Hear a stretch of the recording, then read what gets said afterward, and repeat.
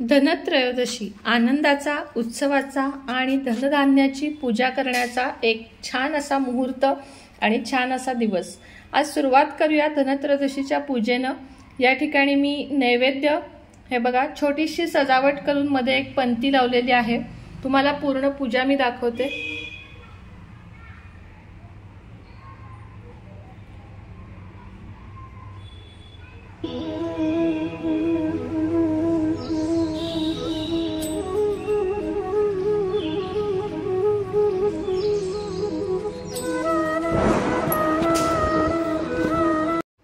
स्वामी समर्थ, जय जय स्वामी समर्थ। श्री स्वामी समर्थ, जय जय स्वामी समर्थ। आता लवकरच आलेली आहे दिवाळी आणि धनत्रयोदशीची पूजा दाखवा असे मला अनेक सारे कमेंट आलेले आहेत आणि त्याच कमेंटनुसार मी आज धनत्रयोदशीची पूजा आज तुम्हाला मांडून दाखवणार आहे। खरा अर्थ मी तुम्हाला सांगते धनत्रयोदशीचा की धनत्रयोदशीला फक्त धन्वंतरी माता आणि आयुर्वेदिक ज्या गोष्टी असतात जसे की ओवा असेल, मेथी दाणे असतील, दालचिनी असेल, काळे मिरे असतील, ओवा असेल, ज्येष्ठ मध असेल, या दोनच वस्तूंची पूजा करण्याचं खरं महत्त्व आहे। मी तुम्हाला पुन्हा एकदा सांगते, धने, गुळ, धन्वंतरीची मूर्ती किंवा त्याच्याऐवजी सुपारी आणि हे ज्या तुम्हाला आयुर्वेदिक गोष्टी सांगितल्या त्या। पण सध्या कसं आहे त्याच्याबरोबर धनाची पण पूजा केली जाते। केलेली अर्थातच वाईट नाहीये, पण धन म्हणजे खरी आपली शारीरिक संपत्ती, म्हणजे आपण कसे आहोत, आपण निरोगी असू तर आपली खरी संपत्ती आपलं आरोग्य आहे। म्हणून आजच्या दिवशी हा डॉक्टरांचा दिवस असतो असं म्हटलं जातं आणि देवांचा वैद्य धन्वंतरी देव हे होते, त्यामुळे धन्वंतरीची पूजा करण्याला या दिवशी अत्यंत जास्त महत्त्व आहे। पूजा आपण किती सुंदर मांडतो यापेक्षा पूजा आपण किती मनापासून आणि किती भक्तिभावाने करतो याला जास्त महत्त्व द्या। अतिशय साध्या पद्धतीने मी तुम्हाला इथं पूजा दाखवणार आहे। जास्त कुठलाही तुम्हाला तामझाम मी करायला लावणार नाहीये, मात्र जेवढं दाखवत आहे तेवढं अवश्य करा, कारण तेवढं गरजेचं आहे। आणि यापैकी मी तुम्हाला सांगते, तुमच्याकडे कोणतंही जरी दागदागिना नसेल, पैसे नसतील, काही नाही, छोटीशी साधीशी छान अशी पूजा मांडायची आणि देवाला प्रसन्न करून घ्यायचं, देवाला माफी मागायची। एखादी यातलं कुठल्याही सामानातली कोणतीही गोष्ट तुमच्याकडे नसेल तरीही काळजी करायची नाही, त्याऐवजी अक्षता व्हायच्या आणि आहे तेवढ्या ह्याच्यात समाधानी राहायचं आणि आपली पूजा मांडायची। चला आपण आता पूजेला सुरुवात करूया। तुम्हाला पूजा आवडली तर व्हिडिओला लाईक करा, शेअर करा आणि सबस्क्राईब करा। तर सगळ्यात आधी आपण दिवा प्रज्वलित करून घेतलेला आहे आणि दिवा त्याच्या जागेवर ठेवूया। त्यानंतर दिव्याला हळदी कुंकू वाहून घ्यायचं आहे आणि एक फूल वाहून घ्यायचं आहे। दिव्या दिव्या दीपत्कार, कानी कुंडल मोती हार, दिव्याला पाहून नमस्कार, दिवा लावला देवापाशी, उजेड पडला विष्णूपाशी। एवढं म्हटलं की आपला दिवा प्रज्वलित झालेला आहे। त्यानंतर आपल्याला कलश स्थापना करायची आहे।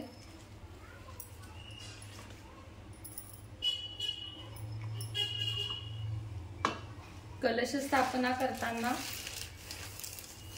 आपल्याला सगळ्यात आधी इथे एक तांदळाची रास मांडायची आहे।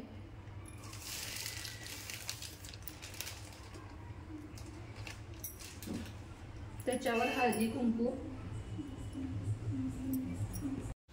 आणि त्याच्यावर आपल्याला हा कलश प्रस्थापित करून घ्यायचा आहे। कलशावर हे बघा, कलश आता सगळ्यांना माहित आहे तरीही सांगते, कलशावर आपण स्वस्तिक काढून घेतलेला आहे, उभ्या 5 रेषा काढून घेतलेल्या आहेत, आंब्याचा सुंदर डहाळा जो आपल्या घरातलाच आहे, आपल्या झाडाचा आहे तो, आणि त्याच्यावर नारळ आपण ठेवलेला आहे। आता आपण कलश पूजन करून घेणार आहोत। कलश पूजन करताना कलशाला देखील हळदी कुंकू,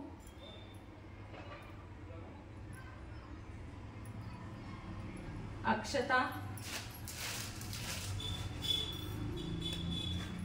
आणि फूल वाहून घ्यायचं आहे। हे झालं कलश पूजन। आता कलशासाठी सुद्धा एक दिवा लावा, म्हणजे एक दिवा अजून लावा, जेणेकरून आपल्या दिवाळी आहे, दिव्यांची कमतरता नाही भासली पाहिजे। आणि सगळ्यात शेवटी आपण पणत्या लावायच्या आहेत। या दिव्याला पण मी छोटंसं आसन देते आणि याच्या पुढे कुबेर दिवा मी लावून घेते, कारण कुबेर दिव्याचं या दिवशी खूप महत्त्व आहे। हा कुबेर दिवा आहे जो आपल्या पूजेला परिपूर्ण करतो। तुमच्याकडे नसेल तुम्ही आणा, आणि नसेल आणायचा तरी काही हरकत नाहीये, साधा दिवा लावलात तरी चालेल।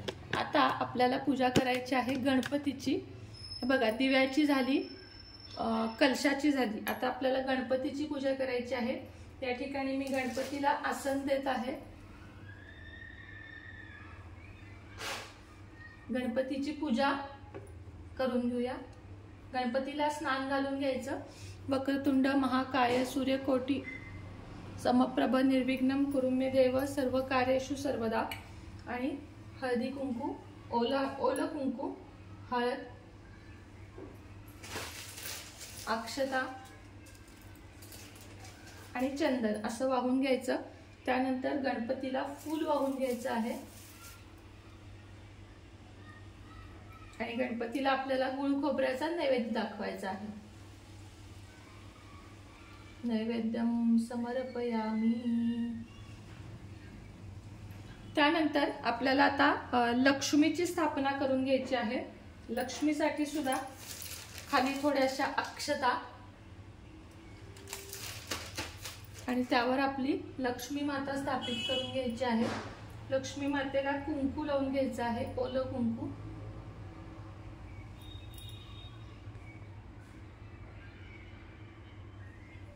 कुंकू लावून घेतल्यानंतर लक्ष्मीला सुद्धा अक्षता व्हायच्या आहेत आणि फूल वाहून घ्यायचं आहे।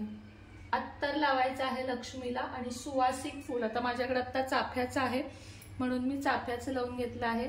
त्यानंतर लक्ष्मीचा भाऊ शंख, याचं देखील या पूजेत महत्त्व आहे। शंख मांडून घ्यायचा, शंखाला सुद्धा ओलं कुंकू लावायचं आणि एक फूल वाहून घ्यायचं, शंखामध्ये पाणी भरायचं। हे झालं की आपल्याला घंटी पूजन करायचं आहे। घंटीला सुद्धा आता माझे कसं सकाळी पूजा झाल्यामुळे मी यांना स्नान घालून घेत नाहीये, कारण ऑलरेडी सगळं झालेलं आहे। घंटीला सुद्धा कुंकू लावून घ्यायचं आहे, हळद लावून घ्यायची आहे आणि त्यानंतर फूल वाहून घ्यायचं आहे। आता ही झाली आपली नित्य देवांची पूजा। लक्ष्मीला कमळगट्ट्याची माळ मी इथं घालून घेत आहे, कारण आपल्याकडे कमळाचं फूल नसतं, मग आपण कमळगट्ट्याची माळ घातली तरी चालू शकते। आता तुम्हाला पुढची पूजा दाखवते की काय करायचं आहे नेमकी ते। आता प्रत्येकाकडेच हा धन्वंतरीचा फोटो असेलच असं नाही, याच्याऐवजी तुम्ही विड्यावर म्हणजे पानाच्या विड्यावर सुपारी मांडलीत तरीही चालेल। आपल्याकडे आहे म्हणून मी धन्वंतरी म्हणजे मी आणलेलाच आहे, आमच्या घरात असतोच, आपलं आरोग्य यानं चांगलं राहतं। धन्वंतरीचा फोटोची पूजा करून घेत आहे आणि लक्ष्मी, कुबेर, गणपती हे सगळेच एकत्र माझ्याकडे आहेत, ते देखील मी इथं पूजेमध्ये ठेवत आहे।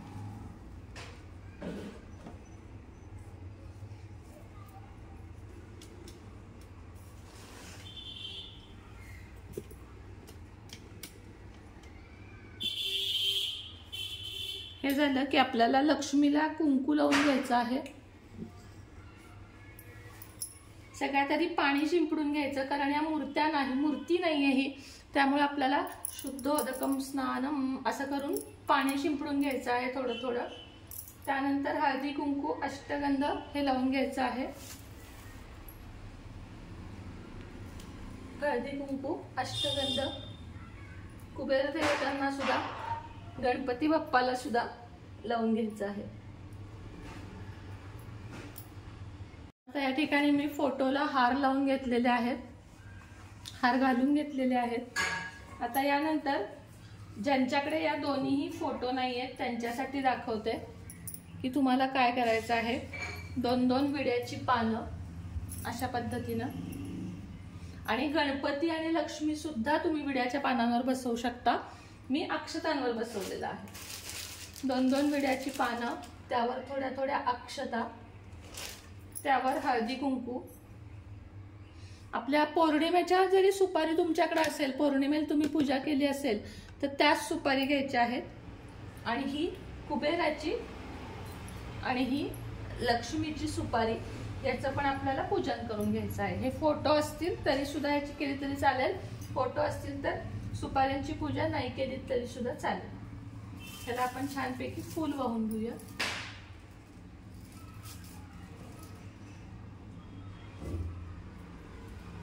आता काय राहिलं, आता सगळ्यात मेन राहिलं ते आपलं हे जे 5 बोळकी ज्याला म्हणतो आपण, ह्याला बोळकी म्हणतो, या 5 बोळक्यांमध्ये धान्य भरायचं आणि या पूजेमध्ये ठेवायचं। त्याला खूप महत्त्व आहे, त्यासाठी अशा 5 राशी 1 2 3 4 5 अशा 5 राशी मांडायच्या आणि त्यामध्ये धान्य भरून घ्यायचं।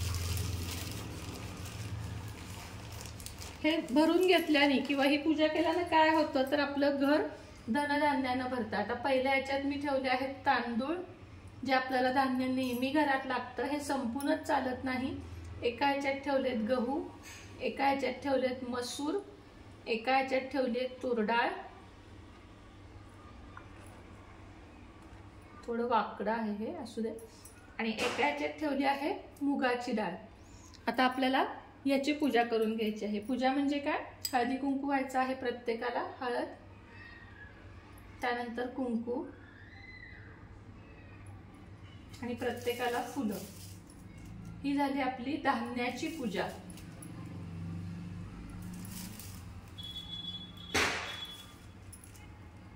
व्हिडिओ थोडासा मोठा होईल पण माहितीपूर्ण व्हिडिओ आहे, नीट बघा, समजून घ्या।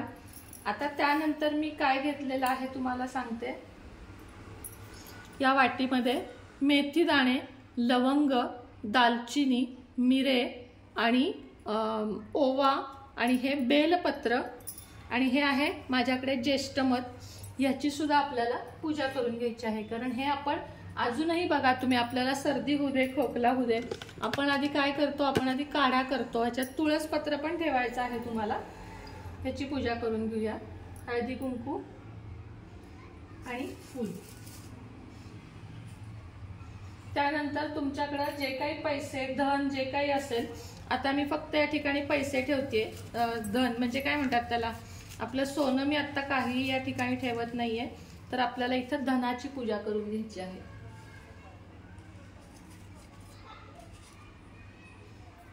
हळदी कुंकू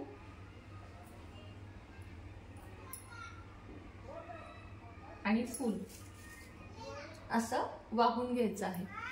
आता ही आपली झाली संपूर्ण पूजा। तुम्ही इथं पणत्या पण लावू शकता। मी अजून पणत्या भिजवून घेतल्या नाहीयेत याच्यामध्ये, म्हणजे मला आणायच्या आहेत आणि त्या भिजवून मग मी लावणार आहे।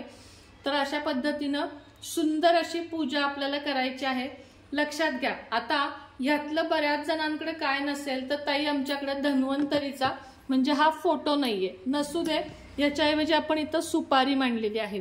हा फोटो नाहीये, नसू दे, इथं आपण लक्ष्मीची मूर्ती आणि सुपारी ठेवलेली आहे। सगळंच मांडण्याची गरज नाहीये, असेल तर अवश्य मांडा, नसेल तर नाही मांडले तरी चालेल।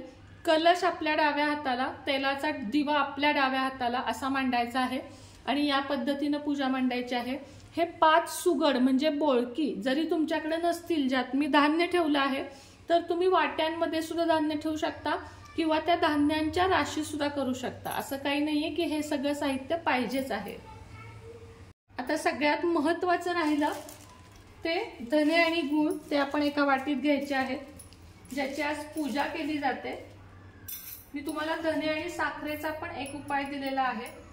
धने आणि गूळ हे बघा, जी यामध्ये खूप महत्त्वाचे आहेत आणि ज्याच्या नैवेद्याशिवाय ही पूजा अपूर्ण आहे, म्हणून इथं मी नैवेद्यम समर्पयामी, नैवेद्यम समर्पयामी, इथं मी धने आणि गूळ सुद्धा ठेवून घेतलेले आहेत, जे सगळ्यात शेवटी मी ठेवलेले आहेत। सुरुवातीला तुम्ही पूजा झाल्याला नैवेद्य हा, म्हणजे आता जशी माझी पूजा झाल्यावर मी नैवेद्य दाखवला तशा पद्धतीने तुम्हाला नैवेद्य दाखवायचा आहे। धनत्रयोदशीची पूजा तर आपण बघितली, थोडीशी माहिती तुम्हाला मी या ठिकाणी देते। या दिवशी धन्वंतरीचे पूजन करावे। धन्वंतरी ही आरोग्याची देवता आहे। धन्वंतरीचा फोटो घरात मांडून पंचोपचार पूजा करावी। धन्वंतरी मंत्राचा 1 माळ जप करावा, तो आपल्या नित्यसेवेच्या पुस्तकामध्ये आहे। धन्वंतरीच्या प्रतिमेला फुलांचा हार घालावा, तुळस व्हावी, नैवेद्य दाखवावा। धन्वंतरीच्या उपासनेबरोबर घरगुती आयुर्वेदिक ग्रंथांचे वाचन करावे। दीर्घायुष्य आणि उत्तम आरोग्यासाठी प्रार्थना करावी।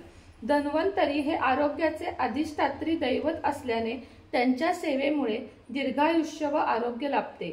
या दिवशीच्या करायच्या सेवा तुम्हाला सांगते। 1 वेळा विष्णू सहस्त्र नाम म्हणजे विष्णू सहस्त्र नामावली, ज्यामध्ये विष्णूंची 1000 नावे आहेत, ते पठण करायचं आहे। रामरक्षा म्हणायची आहे। गीतेचा 15वा अध्याय म्हणायचा आहे। 1 वेळा काळभैरव अष्टक म्हणायचा आहे। 1 माळ महामृत्युंजय मंत्राचा जप देखील या दिवशी करायचा आहे। त्याचप्रमाणे या दिवशी यमदीपदान सुद्धा करतात। तुम्हाला यमदीपदानाचा व्हिडिओ आलेला आहे, मात्र प्रत्यक्ष व्हिडिओ जो आहे तो तुम्हाला आज संध्याकाळी बहुतेक मी करणार आहे। तेव्हा तुम्हाला यमदीपदान कसे करावे, नेमकी किती दिवे लावावे, धनत्रयोदशीला 13 दिवे लावायचे हे आपल्याला माहिती आहे, त्याचा सुद्धा व्हिडिओ येणार आहे। मात्र आजच्या या व्हिडिओला मी खूप मेहनत घेतली आहे। भरभरून प्रेम द्या, आशीर्वाद द्या आणि अशीच साथ द्या। अशाच आपल्या चॅनेलला भरभरून तुम्ही प्रतिसाद द्या। खूप जणांपर्यंत व्हिडिओ शेअर करा, कारण आजकालच्या पिढीला या पूजा हे सगळं माहिती नाहीये, त्यांना हे माहिती व्हावं म्हणून माझी ही धडपड आहे।